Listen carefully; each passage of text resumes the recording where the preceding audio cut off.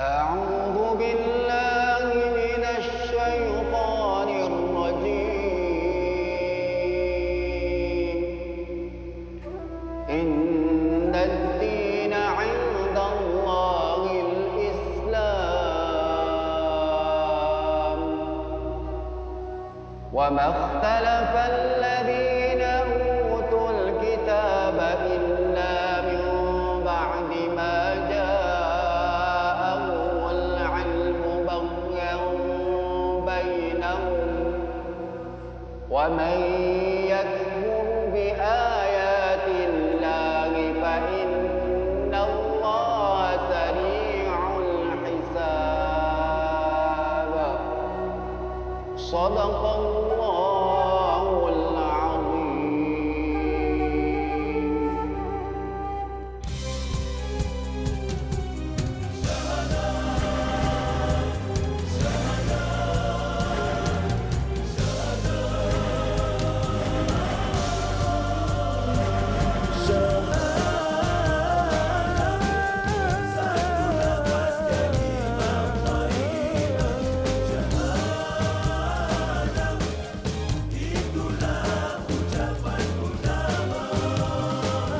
Pernyataan ketundukan kepatuhan syahadat.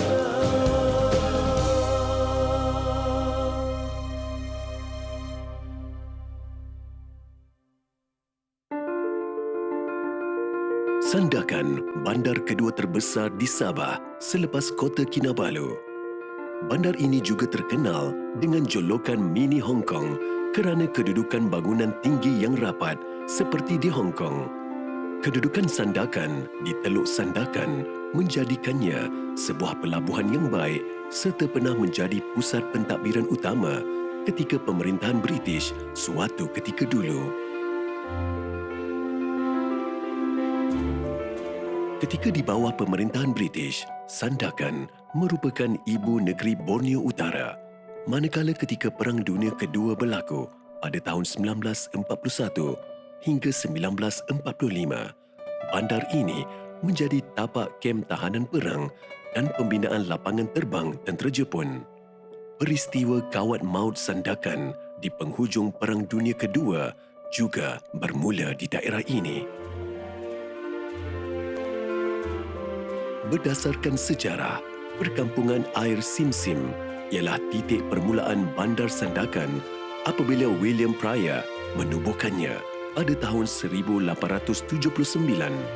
Hanya 3 kilometer dari bandar Sandakan, kampung ini merupakan penempatan atas air yang terawal di negeri Sabah yang masih kekal hingga ke hari ini.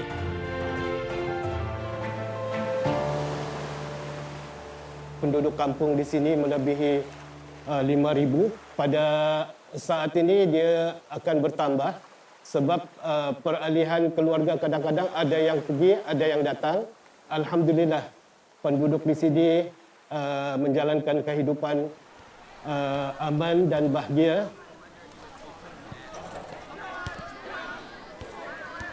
Buat masa kini, kampung Sim Sim menjadi kawasan penempatan yang padat dan menjadi tempat tinggal pelbagai suku kaum bumi putera Sabah dan kaum Cina. Namun begitu, majoriti penduduk di sini beragama Islam dan sentiasa harmoni bersama walaupun terdapat perbezaan agama dan budaya. Kalau di kampung ini kita saling satu persatu berpadu padu, hormat menghormat daripada apa yang kita buat di sini kampung ini. Alhamdulillah dalam jagaan saya semuanya semua bersatu padu. Kalau kita tengok di sekarang ini, Islam itu bukannya mungkin dekat, mungkinnya jauh. Karena bila-bila kita sekarang ini banyak terpengaruh oleh pertamanya dada, siabu, yang nombor, dan itulah masalah kita sekarang ini. Dulu sama sekarang jauh perbezaannya. Sekarang dulu belia kita bukan yang sekarang yang santai-santai. Yang sekarang ini belia kita banyak terpengaruh gejala-gejala yang kita tidak ingini, tapi itulah masanya kita untuk mengembalikan mereka balik ke pengajaran. Islam bukanlah agama yang memaksa. Sebaliknya, ia adalah agama yang mendidik umatnya. Justru, permasalahan yang melanda umatnya wajar dikendalikan dengan bijak kerana ajaran Islam bukan hanya untuk memberitahu tetapi untuk memberikan kefahaman, pengertian dan juga makna.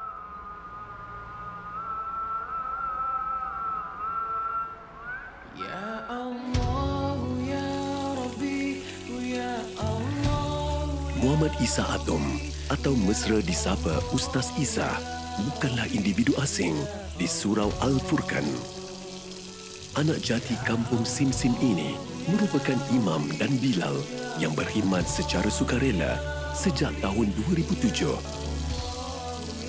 Memiliki latar belakang pendidikan dari Pusat Latihan Dakwah Keningau dalam pengajian Islam dan dakwah, dia mahu melihat generasi muda kampung Simsim mempunyai legasi kepimpinan Islam untuk diwarisi.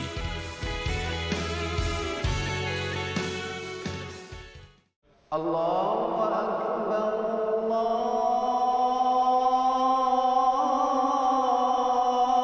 Akbar. Rasulullah sallallahu alaihi wasallam bersabda, sebaik-baik manusia di antaramu adalah yang paling banyak manfaatnya bagi orang lain. Riwayat Bukhari dan Muslim. Berdasarkan hadis tersebut dan sebagai anak jati kampung Simsim, Ustaz Isa tekad untuk mengajak golongan muda khususnya mendekati dan mendalami agama Islam demi kebaikan di dunia dan akhirat.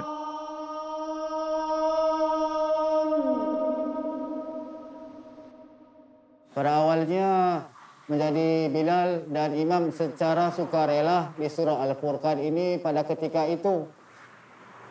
Hanya orang tua kita sahaja yang veteran-veteran berkhidmat di surau ini. Namun anak muda kita, remaja kita dan belia kurang berani tampil untuk belajar ke hadapan. Namun pada ketika itu saya memberanikan diri untuk melakukan azan dengan niat belajar kerana Allah Ta'ala. Pengalaman yang saya tidak dapat lupakan sepanjang menjadi Bilal secara sukarela di surah Al-Furqan ini. Pada ketika itu kita dalam keadaan PKPD.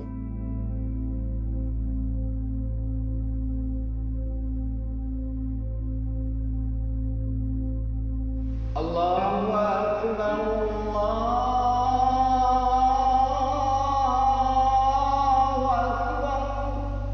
Setelah selesai melakukan azan pada kalimah sallu fi buyutikum.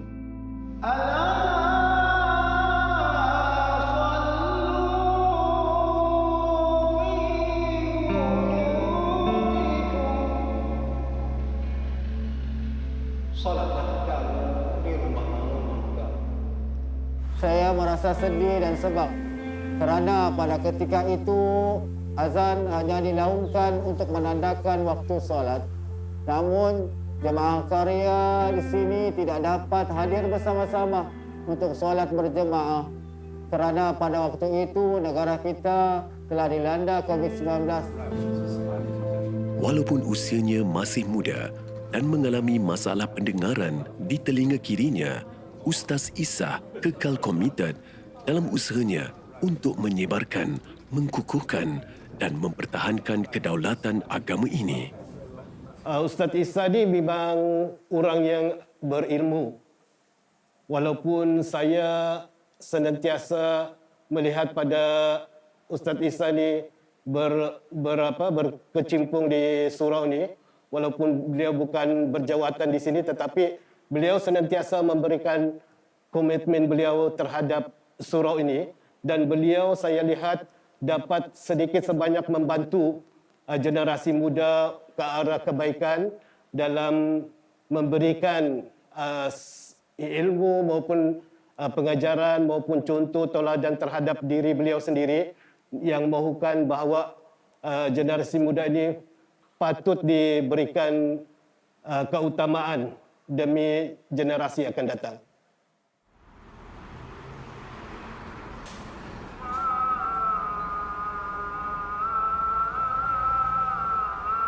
Usaha untuk membantu generasi muda memahami Islam perlu dilakukan secara berjemaah kerana ia melambangkan ikatan persaudaraan sesama Islam sentiasa kekal tanpa mengira bangsa dan keturunan. Justru, Ustaz Isah yakin usaha tersebut perlu bermula dari rumah Allah.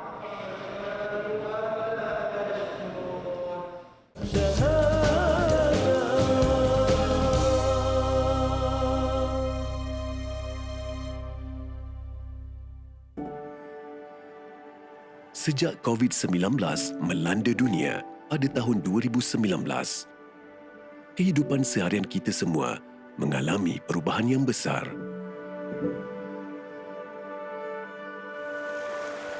Bagi mereka yang tinggal di kampung Simsim, pandemik yang melanda memberi kesan dan cabaran tersendiri kepada mereka. Manakala bagi kanak-kanak dan remaja, penutupan sekolah serta pusat pengajian untuk mengelakkan penularan virus menyebabkan mereka berada di rumah.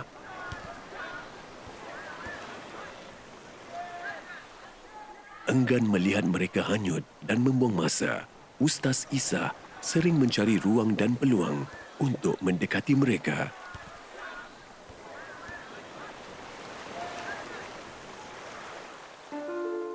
Islam telah sampai ke Sabah sekitar abad ke-10 dengan berdasarkan hujah pengislaman Kerajaan Sulu yang dicatatkan oleh peniaga Cina pada tahun 982 Masihi serta kewujudan Kerajaan Brunei yang dikenali sebagai Puni yang terletak di Pulau Borneo. Sejak daripada itu, Islam semakin mendapat tempat di kalangan penduduk yang selama ini mengamalkan ajaran pagan sebagai pedoman hidup mereka.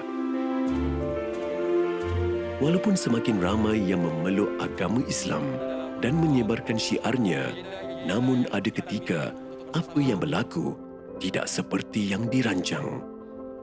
Oleh itu, Ustaz Isah bekerjasama dengan Persatuan Penduduk Kampung Simsim untuk menangani permasalahan umat Islam serta membina komuniti harmoni. Hasilnya, setiap minggu, Persatuan Penduduk akan mengadakan perjumpaan dengan ahli jawatan kuasa yang telah dilantik untuk menangani permasalahan penduduk setempat berkaitan isu sosial dan ekonomi. Alhamdulillah, di mata kasar saya nampak sini prasarana yang ada di kampung Simsim ini mencukupi di kampung Simsim ini atas pihak-pihak yang berwajib telah sediakanlah. Kita selalu melakukan aktiviti lah, tetapi kita terhad. Belum dalam musim pandemik ni kita ada juga melakukan aktiviti. Salah satu kita ada bekerjasama bersama NGO-NGO untuk melakukan kerja-kerja amal untuk kampung dan masyarakat ummah terutamanya di kampung Simsim ini yang telah kami lakukan. Ya ayyuhallazina amanu la tuhillu. Assalamualaikum, Cik. Waalaikumsalam warahmatullahi wabarakatuh. Dulu orang-orang tua kita kan kadang-kadang bersatu dengan yang muda-muda di masjid, kata orang buat tukar-tukar pikiran, tukar-tukar pengalaman. Tapi sekarang orang tua sudah dipinggirkan. Patutnya kalau yang mana yang muda-muda itu kan kita harus berbincang kepada orang tua. Pasal orang tua tahu dalam segi biluk, dalam segi persilan. Terutama sekali kita sekarang adat resam itu kurang sudah, tidak dijaga. Bagi mengurangkan jurang antara dua generasi, Ustaz Isah mencadangkan agar golongan muda berilmu seperti Siti Rogaya Roni diberikan peranan untuk membimbing golongan yang memerlukan tanpa mengira usia dan latar belakang. Cara ini membolehkan dua generasi berbeza bekerjasama demi untuk matlamat yang satu. Assalamualaikum. Maaf, sorry mengganggu. Ya, maaf. Assalamualaikum. Ustaz Isah syorkan saya untuk masuk dalam pertubuhan dorang Baitul Iqra Bata Sabah untuk mengajar suri rumah dan kanak-kanak maupun dewasa dalam pendidikan bagian agama. seperti Iqra, Fiqh, dan Fardu Ain. Ustaz Isa adalah salah satu yang selalu mengajak penduduk kampung ni untuk belajar agama. Terlebih dahulu adalah antara perkara-perkara sunat. Ketiga, mandi wajib. Okey, ketiga.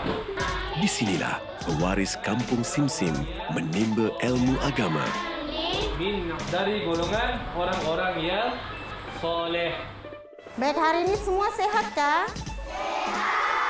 Alhamdulillah. Ustazah, pentingkah kita untuk menjaga kebersihan dalam Islam ni Ustazah? Islam amat menitik beratkan tentang kebersihan. Kerana kebersihan itu dapat menjamin kesihatan kita. Oh, macam tu Ustazah. Jadi kita perlu bersih daripada kekotoran Ustazah. Ya Ridwan, terima kasih. Betul, kita mesti sentiasa bersih. Sekolah yang ditubuhkan hasil derma orang ramai ini sebenarnya banyak membantu generasi baru mengenali, memahami dan menjalani kehidupan sebagai umat Islam yang sepatutnya.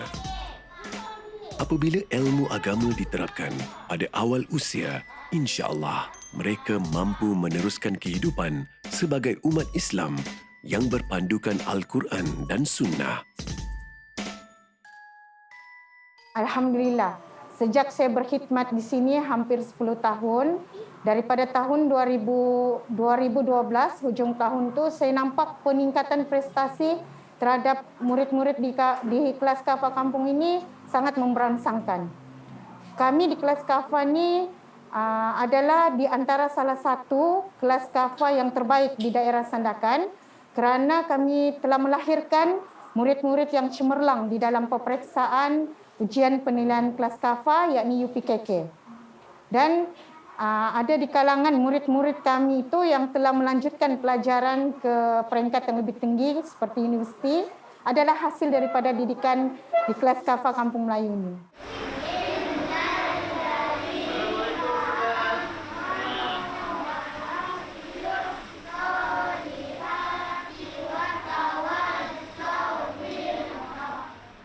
Sebenarnya memang dana tu memang kita buat daripada kutipan murid-murid, tapi tidaklah seberapa yang dapat. Mungkin adalah orang perseorangan yang berbaik hati memberikan sumbangan.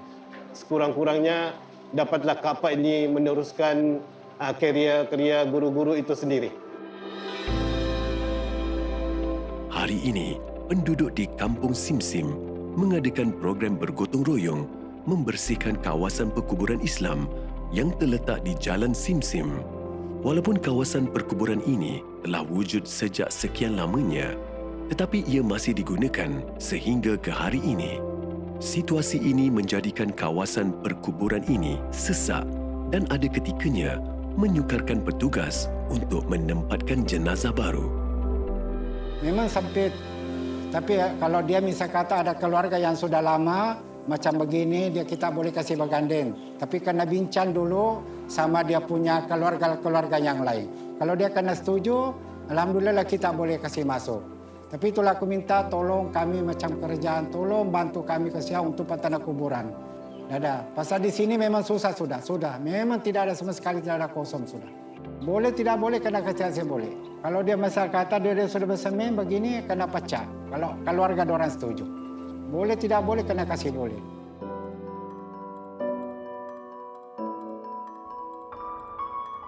Aktiviti membersihkan kubur ini merupakan program tahunan yang dilakukan untuk mendidik jiwa supaya umat Islam terus berbakti tanpa mengira tempat termasuk di tanah perkuburan, sekalipun bukan waris maupun saudara sendiri. Selain itu juga, ia mampu mengeratkan hubungan penduduk setempat. Dalam konteks ini, apa yang kita lakukan pada pagi ini adalah kebersihan. Kebersihan adalah satu perkara yang disukai oleh Allah Subhanahu wa taala. Dan kebersihan juga adalah sebahagian daripada iman.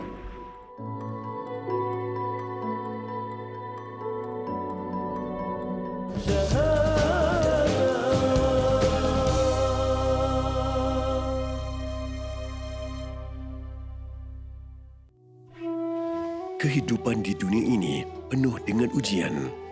Tanpa mengira sesiapa pun, sama ada orang itu kaya atau miskin, tetap ada ujiannya. Setiap ujian yang dihadapi dalam kehidupan ini mampu menjadikan seorang insan itu lebih kuat dan tabah. Cabaran dan dugaan yang dihadapi oleh Ustaz Isah untuk mengukuhkan komuniti Islam harmoni di kampungnya dihadapi dengan hati yang terbuka. Ini kerana beliau tahu setiap ujian yang dihadapi seseorang itu dapat mendekatkannya kepada Allah Subhanahu Wa Taala. Tidak ada tempat selayaknya diharapkan pertolongan selain kepada Allah Subhanahu Wa Taala.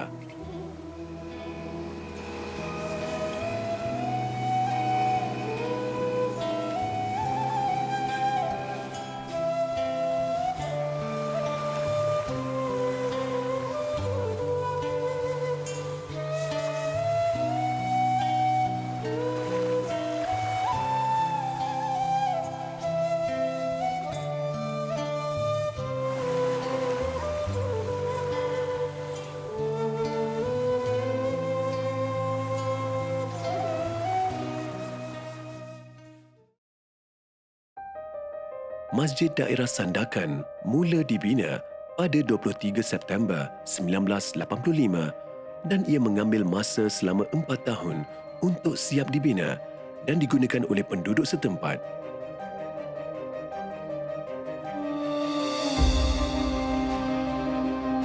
Bagi Ustaz Isah, masjid ini merupakan tempat istimewa baginya kerana di sinilah beliau sering bertemu dengan gurunya untuk mendapatkan bantuan dan nasihat.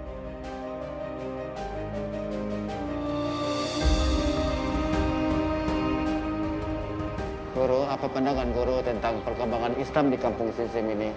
Perkembangan Islam di kampung Simsim semua alhamdulillah.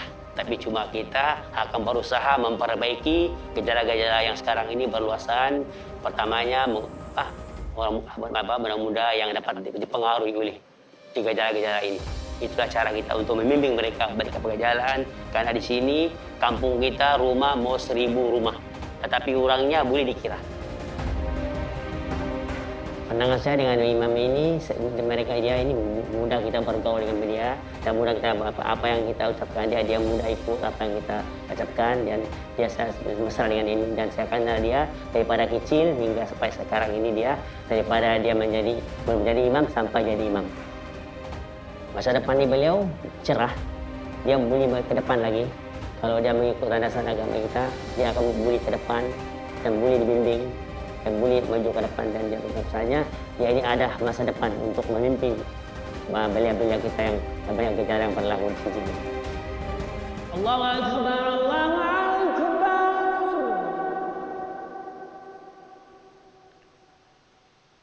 Allah.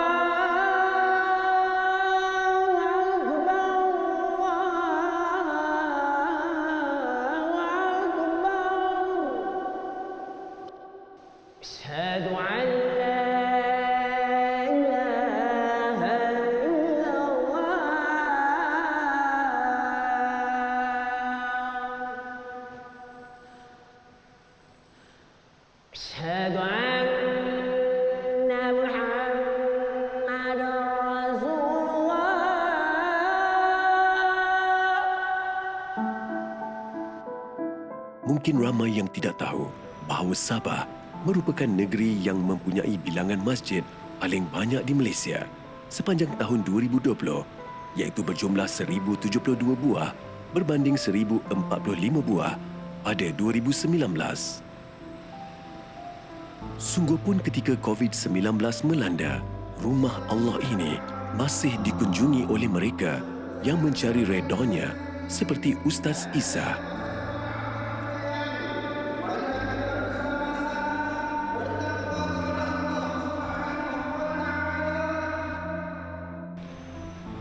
Usaha untuk mendidik dan membantu generasi muda mengenali, memahami dan menyayangi agama Islam bukan tugas Ustaz Isah seorang, tetapi tugas semua umat Islam.